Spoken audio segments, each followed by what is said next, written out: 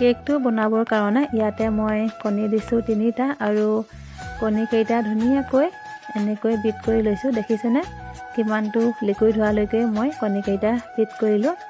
এতিয়া ইয়াতে সৰু কাপটোৱে ৰিফাইন দিছোঁ, সম্পূৰ্ণকৈ দিয়া নাই, একাপ আধা দিছোঁ।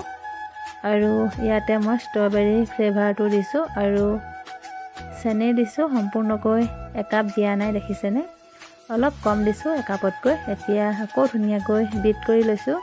যিখিনি লিকুইড সামগ্ৰী আছিলে সকলোখিনি মই এনেকৈ বিট কৰি ল'লোঁ। এতিয়া ইয়াত মই ময়দা দিছোঁ, সম্পূৰ্ণকৈ একাপ দিয়া নাই, আপোনালোকে একাপো দিব পাৰে। আৰু ধুনীয়াকৈ এতিয়া মই চালি লৈছোঁ। সদায় ময়দাখিনি দিওঁতে এনেকৈ চালি ল'ব, যিহেতু কিছুমান ময়দা এনেকৈ গোটা মাৰি থাকে, সেইকাৰণে সদায় চালি ল'ব লাগে। আৰু দেখিছেনে মই এতিয়া আকৌ ধুনীয়াকৈ ময়দাখিনি ফেটি লৈছোঁ। ময়দাখিনি দিয়াৰ পাছত অলপ শুকান হৈ যোৱাৰ দৰে দেখিলোঁ আৰু সেইকাৰণে অকণমান মই পানী দি দিছোঁ।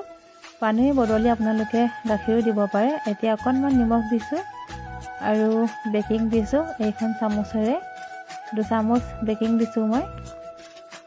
বেকিং দিয়াৰ পাছত বহুত বেছি সময় মিশ্ৰণখিনি ফেটি থাকিব নালাগে, অকণমান সময় মই মিশ্ৰণখিনি পুনৰবাৰ ফেটি ল'লোঁ।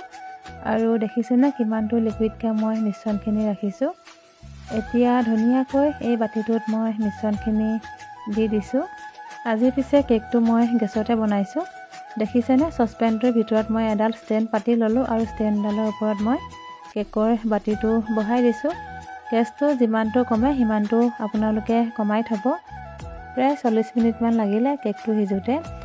কেকটো বহুত বেছি ধুনীয়া ছফ্ট হৈছে। ভিডিঅ' কৰিবলৈ নহ'লে এতিয়া মই গধূলি আইচিং কৰিবলৈ লৈছোঁ। ভাবিলোঁ অকণমান দেখুৱাওঁ আপোনালোকক। তেনেহ'লে মই কেকটো আইচিং কৰি লওঁ দেই। আজিলৈ আহিছোঁ, বাই।